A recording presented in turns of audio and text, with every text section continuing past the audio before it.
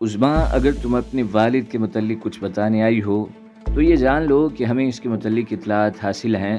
ہم جانتے ہیں کہ وہ غیر ملکی تخریب کاروں کا اعلی کار بن چکا ہے۔ میرے منہ سے نکلی بات عظمیٰ کے لیے بجلی کے طاقتور جھٹکے سے کم ہرگز نہیں تھی۔ اس کے چہرے کا رنگ یک لخت بدل گیا۔ پھر انتظار کس بات کا، اس نے بھرائی ہوئی آواز میں مجھ سے نظریں ملائے بغیر کہا، حالات کا، وقت کا، موقع کا۔ ہم چوہوں پر وقت ضائع کرنے کے قائل نہیں، ہمیں اس پر ہاتھ ڈالنا ہے جو ان پتلیوں کو نچا رہا ہے۔ ہمارے لیے پروفیسر کی حیثیت نہ ہونے کے برابر ہے۔ پھر ابھی اس بات کو نہیں سمجھو گی تم کہ اس کھیل میں ایسے لوگوں کی کوئی اہمیت نہیں ہوتی، صرف ایک گولی ضائع کرنے والی بات ہے۔ میں نہ چاہتے ہوئے بھی اس سے بہت کچھ کہہ گیا۔ کمزور لڑکی سسکیاں لے کر رونے لگی۔ میں نے اسے فی الوقت دلاسا دینا مناسب نہ سمجھا۔ جلد ہی وہ نارمل ہو گئی۔ میں آپ کو یہی کچھ بتانے آئی تھی، اس نے رندے ہوئے گلے سے کہا۔ مجھے خوشی ہے عظمیٰ کہ ایک غدار کے گھر میں جنم لینے والی مسلمان لڑکی نے اپنے فرض کو نہیں بھلایا۔ میں یہ کچھ نہ تو اپنی جان بچانے کے لیے کہہ رہی ہوں، نہ ہی مجھے کسی اور طرح کا لالچ ہے۔ میں ایک ذمہ دار اور باشعور پاکستانی شہری ہونے کے ناطے آپ سے درخواست کرتی ہوں کہ میرے والدین اور بھائی کو گرفتار کر لیجیے۔ اس نے یہ بات کہنے کے لیے جس حوصلے اور ضبط سے کام لیا تھا وہ کم از کم میرے بس کا روگ نہیں تھا۔ اگر خدا نخواستہ مجھ پر ایسی کیفیت وارد ہوتی تو میں کبھی اتنی جرأت سے یہ بات نہ کہہ سکتا۔ میری نظروں میں اس کا قد بہت بڑھ گیا تھا۔ ان بونے اور چھوٹے انسانوں کے بیچ عظمیٰ ایک تناور درخت کی حیثیت رکھتی تھی۔ اس کی چھایا میں امان تھا، پناہ تھی، امن تھا اور عظمت تھی۔ میں تمہاری عظمت کو سلام کرتا ہوں عظمیٰ، بے اختیار میرے منہ سے نکلا اور میں اٹھ کر کھڑا ہو گیا۔ لیکن یہ میرے مسئلے کا حل نہیں، اس کا لہجہ جذبات سے عاری تھا۔ عظمیٰ، ہم بے خبر تو نہیں تھے، لیکن اب تم امید کی ایسی مشعل بن کر ہمارے ہاتھ لگی ہو جو ان غداروں کی پھیلائے ہوئے اندھیرے کا طلسم توڑ ڈالے گی۔ میں تمہارے جذبات کی قدر کرتا ہوں، لیکن ہمارے کام کا اپنا طریقہ کار ہے۔ اگر تم ہماری مدد کرنا چاہو تو یہ ہماری خوش نصیبی بلکہ اس ملک اور قوم کی خوش نصیبی ہوگی۔ ہمیں آج تم جیسی بنگالی لڑکیوں کی ضرورت ہے جو پاکستانی بن کر جئیں اور پاکستانی بن کر سوچیں۔ مجھے کیا کرنا ہوگا، اس نے میری بات کاٹ کر پوچھا۔ فی الحال تم نارمل رہو، تمہارے گھر والوں کو کانوں کان خبر نہیں ہونی چاہیے، تمہارے کسی عمل سے تمہیں مشکوک نہیں ہونا چاہیے۔ ہمیں پل پل کی خبر دو، ہم تمہاری اطلاعات پر اس طرح عمل کریں گے کہ کسی کے وہم و گمان میں بھی یہ بات نہ ہوگی اور مقصد بھی حل ہوتا رہے گا۔ میں نے اس سے بزنس کی بات کی تھی۔ عظمیٰ کے لیے میں نے چائے منگوا لی تھی۔ ہم دیر گئے تک باتیں کرتے رہے۔ اس نے مجھے بتایا کہ میری سوچ کے عین مطابق میری اور اس کی پہلی ملاقات طے شدہ پروگرام کا حصہ تھی۔ انہیں اطلاع تھی کہ میں نئے انٹیلیجنس کے انچارج کی حیثیت سے چارج سنبھالنے جا رہا ہوں۔ میرا نام اور تصویر ان لوگوں کے پاس موجود تھی۔ انہوں نے عظمیٰ کو حکم دیا کہ وہ میرے ساتھ تعلقات استوار کرے، مجھے اپنی مٹھی میں جکڑ لے۔ عظمیٰ نے مجھے بتایا تھا کہ بھارتی انٹیلیجنس کی سدھائی ہوئی بہت سی لڑکیاں، جن میں زیادہ تعداد ہندو گھرانوں کی لڑکیوں کی ہے، اپنی اپنی مہم پر نکلی ہوئی ہیں اور ان کا بزنس کامیاب بھی جا رہا ہے۔ یہ لڑکیاں سرکاری عہدوں پر فائز افسروں سے جنسی مراسم استوار کرتی ہیں اور ان سے ملکی راز حاصل کر کے آگے پہنچا دیے جاتے ہیں۔ اکثر افسران یہ راز نشے کی حالت میں اور بہت سے اپنی حیثیت نمایاں کرنے یا اپنی اطلاعات جتانے کے چکر میں اگل دیتے ہیں۔ عظمیٰ نے بتایا کہ اس روز جو ہندو لڑکی نیلما مجھے ملی تھی وہ بھی اسی مہم پر نکلی ہوئی ہے۔ اس کے ساتھ میرا تعارف بھی اس نے اپنے شکار کی حیثیت سے کروایا تھا۔ اس نے اپنی اطلاعات کی حد تک مجھے کچھ بنگالی افسران اور کچھ غیر بنگالی افسران کے نام بھی بتائے اور ان لڑکیوں کی تفصیلات بھی، جن کے ذریعے یہ لوگ بڑی معصومیت سے دشمن کا کھلونا بنے ہوئے تھے۔ عظمیٰ نے جس جرأت سے اور بلا جھجک کے مجھے تمام اطلاعات فراہم کر دی تھی، اس سے کم از کم مجھے فی الوقت تو یہ یقین ہو گیا تھا کہ وہ ڈبل کراس نہیں کر رہی اور ایمانداری اور مکمل کمٹمنٹ کے ساتھ ہمارا ساتھ دے گی۔ عظمیٰ میری محبوبہ تو تھی ہی، اب میرا سورس بھی بن گئی تھی۔ اس کی جان اور آبرو کی حفاظت اب ہماری ذمہ داری تھی، کیونکہ اپنی جان پر کھیل کر وہ ہمارے ساتھ تعاون کرنے جا رہی تھی۔ یہ کوئی آسان کھیل نہیں تھا، بچوں کا کھیل نہیں تھا یہ۔ پل پل جان کو خطرہ، آن داؤ پر لگی ہوئی معمولی سا شک، معمولی سی لاپرواہی کس بری طرح اس کی جان لے سکتی تھی، اس کا اندازہ اسے نہیں تھا۔ مکتی باہنی کے تربیت یافتہ درندے ایسی لڑکیوں کی بری طرح آبرو ریزی کرنے کے بعد انہیں موت کے گھاٹ اتار دیا کرتے تھے جو ان سے متعلق کوئی بھی اطلاع ہمیں پہنچاتی تھی۔ ڈھاکہ یونیورسٹی کی ان بدقسمت لڑکیوں کا ریکارڈ ہمارے پاس موجود تھا، جنہوں نے جذبہ حب الوطنی کے تحت ہمیں یونیورسٹی میں رچائے گئے گھناؤنے کھیل سے باخبر کیا تھا اور اندر کی کہانی صرف مسلمان اور پاکستان کی بیٹیاں ہونے کے ناطے ہم تک پہنچائی تھی۔ ان بدقسمت لڑکیوں کا کیا انجام ہوا، اس کا تصور ہی شریف انسان پر لرزہ طاری کر دینے کے لیے کافی ہے۔ میں نے اس لمحے اپنے آپ سے عہد کیا تھا کہ اپنے جیتے جی عظمیٰ کو کبھی اس بھیانک انجام سے دوچار نہیں ہونے دوں گا۔ اپنی تربیت اور تنظیم کے مطابق میں نے اسے سمجھا دیا تھا کہ اسے کس مرحلے پر کیا کرنا ہے، کام کرنے کا طریقہ، اطلاعات پہنچانے کے محفوظ ترین طریقے، ہنگامی صورتحال میں رابطہ کیسے کرنا ہے، حالات خطرناک ہوں تو کیا لایا عمل اختیار کرنا ہے۔ غیر ظاہر ممکن طریقے سے میں نے اسے تحفظ کے احساس کی چادر پہنا کر وہاں سے رخصت کر دیا تھا۔ میں نے اسے دم رخصت کہا تھا کہ اب وہ اللہ کے فضل سے ہماری حفاظت اور نگرانی میں رہے گی۔ اس نے جو راستہ اپنایا تھا، اس کے لیے قربانی کے جس کڑے امتحان سے وہ گزری تھی، ہم اس پر اس کے سپاس گزار تھے۔ انشاءاللہ ہمارے ہوتے ہوئے کوئی اس کا بال بھی بیکا نہیں کر سکے گا۔ ہمارے درمیان یہ طے پایا تھا کہ میری اور اس کی ملاقات اس کے گھر پر ہی ہوتی رہے گی۔ باہر تو ہمیں ملنا ہی تھا۔ جب عظمیٰ میرے ہاتھ سے رخصت ہو رہی تھی تو اس کے چہرے سے جھلکتا اعتماد اور سرشاری کی کیفیت مجھے یہ سمجھانے کے لیے کافی تھی کہ اس نے کوئی جذباتی فیصلہ نہیں کیا۔ جو کچھ بھی کیا ہے سوچ سمجھ کر اور اپنے ضمیر کے عین مطابق کیا ہے۔ وہ ایسی ہی لڑکی تھی جو اپنے پورے اعتماد فیصلوں پر عمل کر گزرنے کی صلاحیت سے بہرور تھی۔ بہت مضبوط ارادوں کی مالک تھی وہ۔ عظمیٰ جب اپنے گھر کی طرف جا رہی تھی تو اسے علم نہیں تھا کہ میرے 2 آدمی اس کی نگرانی کر رہے تھے۔ یہ نگرانی اتنے نامحسوس طریقے سے کی جا رہی تھی کہ اس کی بجائے اگر کوئی تربیت یافتہ ایجنٹ بھی ہوتا تو اسے شک نہ گزرتا۔ یہ نگرانی دوہرے مقاصد کے تحت کی جا رہی تھی۔ ہمیں اس بات کا اندازہ لگانا تھا کہ یہاں آتے ہوئے اسے کسی نے دیکھا تو نہیں، اور دوسری بات یہ کہ یہاں سے نکلنے کے بعد تو اس کا پیچھا نہیں کیا جا رہا۔ مجھے تھوڑی دیر بعد رپورٹ مل گئی کہ لائن کلیئر ہے۔ چند روز پہلے ڈھاکہ یونیورسٹی میں ایک محب وطن پروفیسر کو ایک گنڈے نے، جو خود طالب علم لیڈر کہلاتا تھا، خنجروں کے پے در پہ وار کر کے بڑے بہیمانہ طریقے سے موت کے گھاٹ اتار دیا تھا۔ عظمیٰ نے مجھے اطلاع دی تھی کہ مطلوبہ گنڈا اس کے بھائی کمال کا دوست ہے اور اس کے ساتھ ہی زیر زمین جا چکا تھا۔ اس گنڈے طالب علم نے اس سے پہلے قتل کی وارداتوں کا ارتکاب کیا تھا جن میں یہ گزشتہ 5-6 ماہ سے پولیس کو مطلوب تھا۔ ہماری اطلاعات کے مطابق وہ عموماً کولکتہ میں رہتا تھا اور یہاں اسے صرف وارداتیں کرنے کے لیے بھیجا جاتا تھا۔ نظر نام تھا اس کا۔ عظمیٰ کی پہلی اطلاع ہی زبردست اہمیت کی حامل تھی۔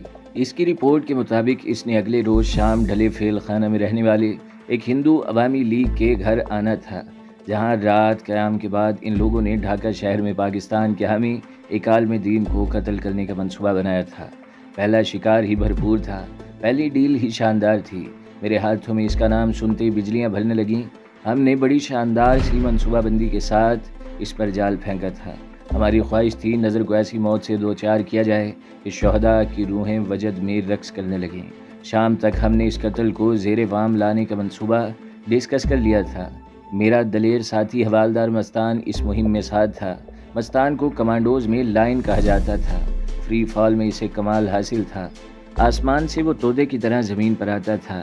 اس کا چھاتا زمین سے بمشکل چند 100 فٹ کی بلندی پر کھلا کرتا تھا۔ خالی ہاتھ لڑنے میں اسے کمال حاصل تھا۔ گھیرے میں آنے کے بعد تو اس کی وحشت دو چند ہو جاتی۔ چھوٹا قد اور گہرا سانولا رنگ ہونے کی وجہ سے وہ یہاں مکمل فٹ بیٹھا تھا۔ حوالدار مستان کو آج ایک مدت کے بعد اپنے اصلی جوہر دکھانے کا موقع ملا تھا۔ اس کا تو رواں رواں خوشی سے جھوم اٹھا تھا۔ مغرب کی نماز دفتر ہی میں ادا کرنے کے بعد ہم اپنی کمین گاہ سے نکلے۔ سفید کپڑوں میں میرے ساتھیوں نے فیل خانے کو آنے جانے والے راستوں پر نظر رکھی ہوئی تھی۔ ہم دونوں ایک دوسرے سے خوشگپیاں کرتے نیلما کے گھر کی طرف جا رہے تھے۔ ایک چھوٹا سا واکی ٹاکی کمال خوبصورتی سے اپنے ڈھیلے ڈھالے کپڑوں میں چھپا رکھا تھا۔ ہم دونوں نے مقامی طرز کے کھلے پائنچوں والے پاجامے اور کرتے پہن رکھے تھے۔ دونوں کے ہاتھوں میں چھوٹے چھوٹے کینوس کے تھیلے تھے جن میں ہمارے شکار کی موت کا سامان بند تھا۔ مستان کے ہاتھ والے تھیلے میں واکی ٹاکی تھا۔ ہم نے ابھی اپنا پہلا کام مکمل کیا تھا جب مستان کے واکی ٹاکی پر زندگی بیدار ہوئی اور ایک ساتھی نے اس کے آنے والے ایک سائیکل رکشے میں نظر اور اس کے 2 ساتھیوں کے آنے کی خوشخبری دی۔ ہم دونوں نے آنکھوں ہی آنکھوں میں منصوبہ طے کیا اور اپنے راستے لگ گئے تھے۔ دونوں ہی ذیلی سڑک پر آ گئے تھے جس کا خاتمہ اس ہندو لیڈر کے گھر ہو رہا تھا۔ تھوڑی دیر بعد ایک سائیکل رکشہ اس طرف آتا نظر آیا جس سے کچھ فاصلے پر ہمارے بہاری ساتھی کا سائیکل بھی موجود تھا۔ اس نے ہم پر نظر پڑتے ہی سائیکل تیزی سے آگے بڑھایا اور ہمارے نزدیک سے گزرتے ہوئے مخصوص اشارہ کر دیا۔ ہم محتاط تھے، نظر کی شکل پر نظر پڑتی ہی میرے خون میں کوندا سلبکا۔ مستان کا بھی یہی حال تھا۔ اس کو دونوں ساتھی اپنی کٹنگ سے فوجی افسر دکھائی دیتے تھے۔ ان لوگوں نے چونکہ ابھی ڈھاکہ کو اپنے باپ کی جاگیر سمجھ رکھا تھا، اس لیے زیادہ احتیاط کا تردد نہیں کرتے تھے۔ منہ اٹھائے چلے جاتے تھے اور منہ اٹھائے آ جاتے تھے، کیونکہ انہیں یہی علم تھا کہ سارا مشرقی پاکستان ان کے ساتھ ہے اور کوئی ان کا بال بیکا نہیں کر سکتا۔ تینوں نے رکشہ وہیں چھوڑا اور پیدل کوٹھی کی طرف چل دیے۔ ہم جانتے تھے کہ یہ سائیکل رکشے والا بھی ان کا ساتھی ہے، لیکن فی الوقت اس کو کچھ نہیں کہہ سکتے تھے۔ یہاں سے چند سو گز آگے اس کے استقبال کا سامان موجود تھا۔ جیسے ہی وہ اس جگہ پر پہنچا، ہمارے ساتھیوں نے اسے قابو کر لیا۔ یہ کارروائی اتنی تیز اور اچانک تھی کہ کسی اور کو تو کیا، خود اسے علم نہ ہو سکا کہ اس کے ساتھ کیا ہو گیا ہے۔ اندھیرا ڈھاکہ کی قسمت پر رات کی صورت مسلط تھا۔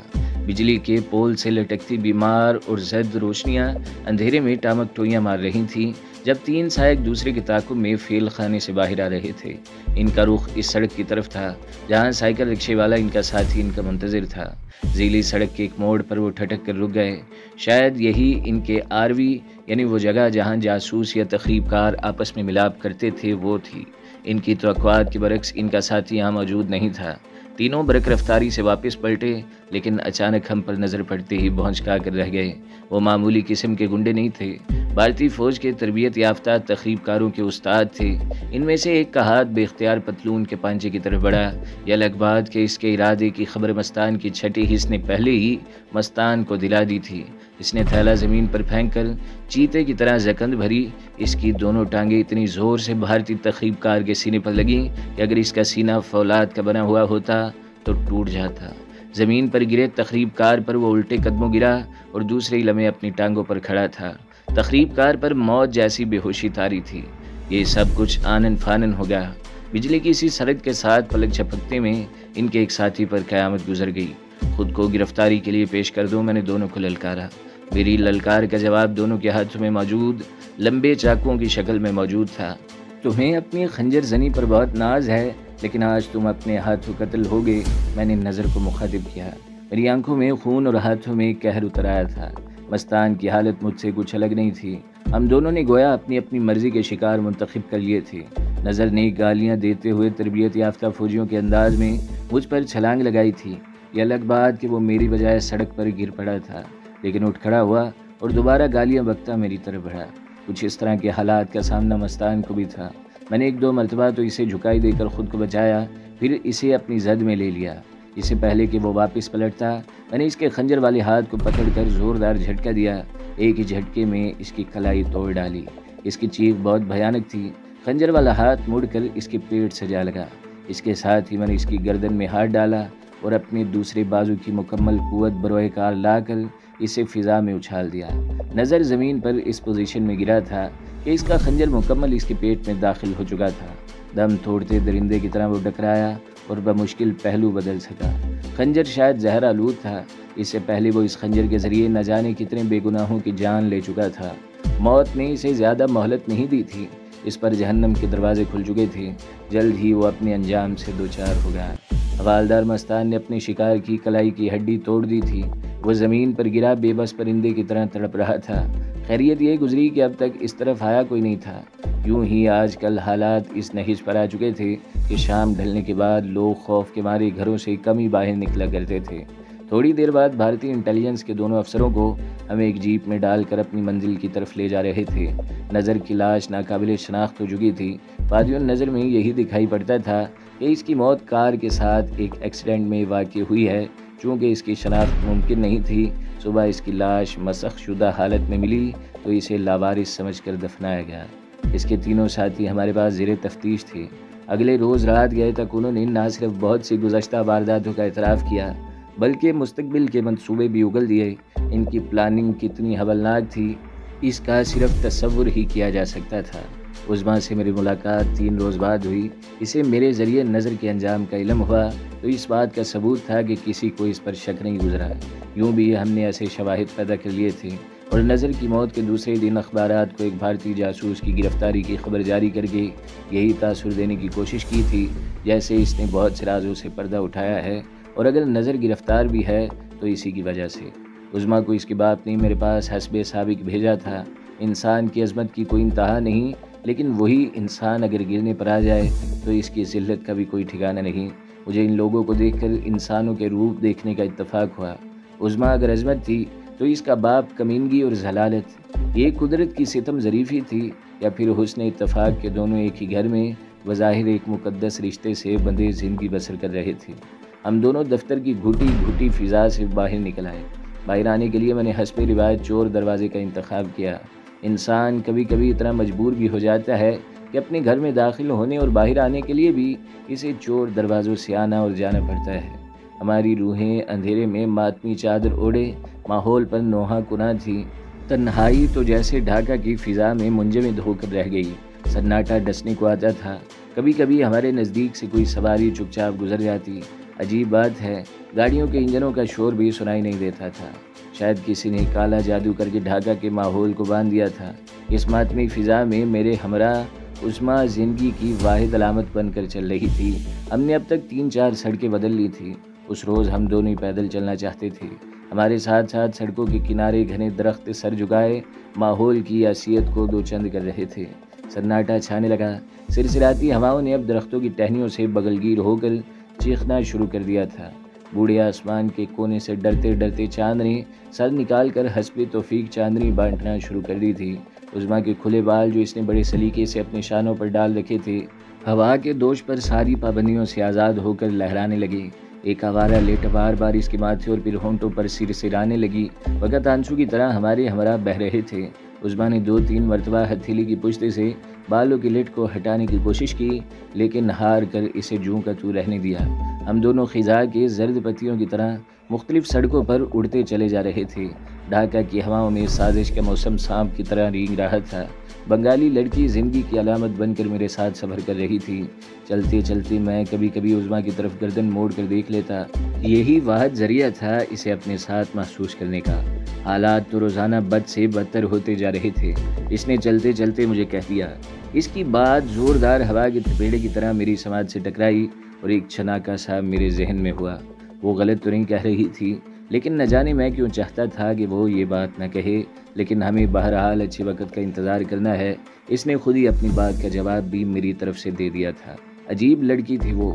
اس کی ذات اس لمحے کٹہرے سے لپٹے ماحول میں دور سے نظر آنے والی واحد پناہ محسوس کر رہی تھی۔